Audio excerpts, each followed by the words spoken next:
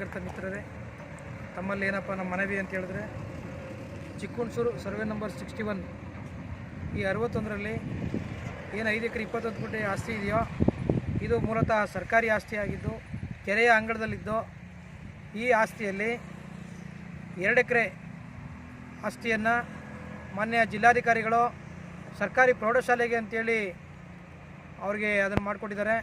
ಮಿಕ್ಕಿದ ಆಸ್ತಿ ಹಂಗೆ ಇದೆ. ಆ ಆಸ್ತಿಗೆ ಹುಣಸೂರು ನಗರಸಭೆಯ ಕಮಿಷನರ್ ಆದಂಥ ಪೌರಾಯುಕ್ತ ಮಾನಸರವರು ಅಕ್ರಮವಾಗಿ ಖಾತೆ ಮಾಡಿಕೊಟ್ಟಿದ್ದಾರೆ. ಸೊ ಆ ಖಾತೆ ಮಾಡಿಕೊಟ್ಟಿರೋ ವಿಚಾರವಾಗಿ ನಾನು ಸಂಬಂಧಪಟ್ಟ ಸಚಿವರು ಮತ್ತು ಎಲ್ಲರಿಗೂ ಕೂಡ ಜಿಲ್ಲಾಧಿಕಾರಿಗಳು ಎಲ್ಲರೂ ಕೂಡ ನಾನು ದೂರನ್ನು ಸಲ್ಲಿಸಿರ್ತೇನೆ. ಆದರೆ ಯಾವುದೇ ಎನ್ಕ್ವೈರಿ ಕೂಡ ಆಗಿರುವುದಿಲ್ಲ. ಬರೀ ಎನ್ಕ್ವೈರಿ ಮಾಡ್ತೇನೆ ಅಂತ ನೆಪ ಮಾತ್ರ ಕೇಳ್ತಾ ಇದ್ದಾರೆ. ಜಿಲ್ಲಾಧಿಕಾರಿಗಳು ಕೂಡಲೇ ಇದನ್ನು ಗಮನ ಹರಿಸಿ ಇದಕ್ಕೊಂದು ಸಮಸ್ಯೆಗೆ ಒಂದು ಪರಿಹಾರಕ್ಕೆ ಒಂದು ಅಂತ್ಯವನ್ನು ಕಾಣಬೇಕು ಅಂತೇಳಿ ಈ ಮೂಲಕ ನಿಮ್ಮ ಮಾಧ್ಯಮದ ಮೂಲಕ ನಾನು ಮನವಿ ಮಾಡ್ತೇನೆ. ಜಿಲ್ಲಾಧಿಕಾರಿಗಳು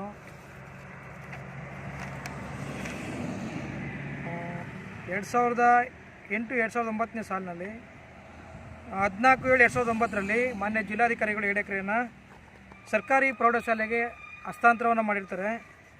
ಇನ್ನು ಉಳಿಕೆ ಆಸ್ತಿಯನ್ನು ಇಲ್ಲೇ ಸರ್ಕಾರಿ ಆಸ್ತಿಯಾಗಿ ಉಳ್ಕೊಂಡಿರ್ತದೆ. ಮತ್ತು ಇದಕ್ಕೆ ಖಾತೆಯನ್ನು ಮಾಡ್ಕೊಬಿಟ್ಟು ನಾನು ವಜಾ ಮಾಡಿದ್ದೀನಿ ಅಂತ ಹೇಳ್ತಾ ಇದ್ದಾರೆ. ಸೊ ವಜಾ ಮಾಡಲಿಕ್ಕೆ ಇವ್ರಿಗೆ ಅಧಿಕಾರ ಇಲ್ಲ. ಯಾರು ಖಾತೆಯನ್ನು ಮಾಡಿರ್ತಾರೋ ಅದೇ ಅಧಿಕಾರಿ ಆ ಖಾತೆಯನ್ನು ವಜಾ ಮಾಡಲಿಕ್ಕೆ ಯಾವುದೇ ರೀತಿ ಸರ್ಕಾರದಲ್ಲಿ ಆದೇಶದಲ್ಲಿ ಅವಕಾಶವಿರುವುದಿಲ್ಲ. ಅದನ್ನು ಮಾನ್ಯ ಜಿಲ್ಲಾಧಿಕಾರಿಯವರಿಗೆ ವರ್ಗಾವಣೆ ಮಾಡಬೇಕಿತ್ತು. ಏನು ಮುನ್ಸಿಪಲ್ ಆಕ್ಟ್ ಏನು ಹೇಳುತ್ತೆ 322 ಪ್ರಕಾರ ಇದನ್ನು RCಗೆ ರೆಫರ್ ಮಾಡಬೇಕಾಗಿತ್ತು. ನಾವು ಮಾಡಿರೋ ಖಾತೆ ತಪ್ಪಾಗಿದೆ, ಇದನ್ನು ರದ್ದುಪಡಿಸಿ ಅಂತೇಳಿ ಇಲ್ಲಿವರೆಗೂ ಕೂಡ ನಗರಸಭೆ ಅಧಿಕಾರಿಗಳಾಗಲಿ ಮಾನಸ್ ಅವರಾಗಲಿ ಇದನ್ನು ವರ್ಗಾವಣೆ ಮಾಡಿರೋದಾಗಲಿ ಜಿಲ್ಲಾಧಿಕಾರಿ ಗಮನಕ್ಕೆ ತಂದಿರೋದಾಗಲಿ ಕಂಡು ಬಂದಿರೋದಿಲ್ಲ. ಎಲ್ಲಿ ಲೆಟ್ರ್ ಬರ್ದಾರೆ ಇವರು, ಇದು ನಾವು ಅಕ್ರಮವಾಗಿ ಖಾತೆ ಆಗಿತ್ತು, ಇದು ವಜಾ ಮಾಡಿ ಅಂತೇಳಿ ಇಲ್ಲಿವರೆಗೂ ಕೂಡ ಯಾವುದೇ ಮಾಡಿಲ್ಲ. ಆದರೆ ಜಿಲ್ಲಾಧಿಕಾರಿಗಳು ಕೂಡ ಇದ್ರ ಬಗ್ಗೆ ಗಮನ ಹರಿಸ್ತಾ ಇಲ್ಲ. ಕೂಡಲೇ ಜಿಲ್ಲಾಧಿಕಾರಿಗಳು ಇದ್ರ ಬಗ್ಗೆ ಸ್ಪಷ್ಟವಾಗಿ ವರದಿ ಕೊಡಬೇಕು. ನಮಗೆ ಅನುಮಾನ ಸ್ಟಾರ್ಟ್ ಆಗಿದೆ, ಇದರಿಂದ ಯಾರಿದ್ದಾರೆ ಅಥವಾ ಜಿಲ್ಲಾಧಿಕಾರಿಗಳೇ ಮುಂದೆ ನಿಂತು ಮಾಡಿಸ್ತಾ ಇದ್ದಾರೆ ಅನ್ನುವಂಥದ್ದು ಅನುಮಾನ ಸ್ಟಾರ್ಟ್ ಆಗಿದೆ. ದಯಮಾಡಿ ನೀವು ಜಿಲ್ಲಾಧಿಕಾರಿಗಳ ಖುದ್ದು ಸ್ಥಳ ಪರಿಶೀಲಿಸಬೇಕು. ಸ್ಥಳ ಪರಿಶೀಲಿಸಿ ಯಾವ ಅಧಿಕಾರಿ ಮಾಡಿದ್ರ ಮೇಲೆ ಕ್ರಮ ತಗೋಬೇಕು ಅಂತೇಳಿ ನಾನು ಮಾತನ್ನು ಮುಗಿಸ್ತೀನಿ. ನನ್ನ ಹೆಸರು ಸತೀಶ್ ಅಂತೇಳಿ, ನಾನು ಜೈ ಭೀಮ್ ಸಂಘಟನೆಯ ಜಿಲ್ಲಾ ಪ್ರಧಾನ ಕಾರ್ಯದರ್ಶಿಯಾಗಿ ಕೆಲಸ ಮಾಡ್ತಾಯಿದ್ದೇನೆ. ಇಲ್ಲಿ ಈ ವಿಚಾರವಾಗಿ ನಾನು ಪತ್ರಿಕಾಗೋಷ್ಠಿಯನ್ನು ನಡೆಸ್ತಾ ಇದ್ದೀನಿ. ಸೆಕ್ರೆಟರಿ ಆಗಿದ್ದೀನಿ. ಕೊಟ್ಟಿದ್ದೀರಿ ಅಂತೇಳಿ ಈ ಕೆರೆ ವಿಚಾರವಾಗಿ ದೂರು ಕೊಟ್ಟಿದ್ದೀರಿ ಮತ್ತು ಅರ್ಜಿ ಹಾಕಿದ್ದೀವಿ ಅಂತೇಳಿ ಕೆಲವರು ನಮ್ಮ ಮೇಲೆ ಇಲ್ಲ ಸಲ್ಲದ ಆರೋಪವನ್ನು ಮಾಡಿದ್ದಾರೆ. ದೂರನ್ನು ಕೂಡ ಲೋಕಾಯುಕ್ತ ಕೊಟ್ಟಿದ್ದಾರೆ.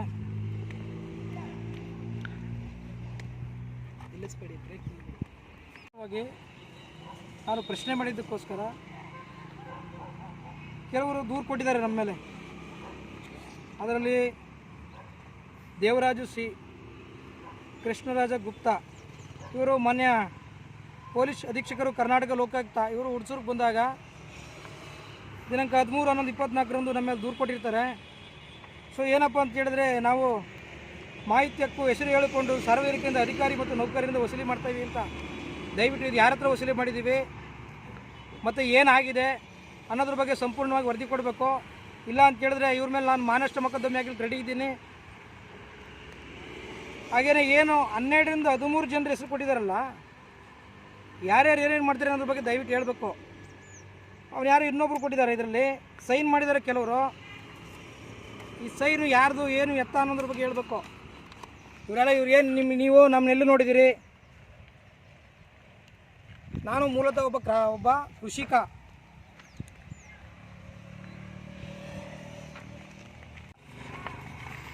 ಅದು ಬಿಟ್ಟರೆ ನಾವೆಲ್ಲೂ ಯಾವುದೇ RTI ಅರ್ಜಿ ಹಾಕಬಾರ್ದು ಅಂತ ಎಲ್ಲಿ ಹೇಳ್ತೀರಿ? ನಮ್ಮ ಫಂಡಮೆಂಟಲ್ ರೈಟ್ಸು ವೈಲೆನ್ಸ್ ಆಗಲ್ವಾ?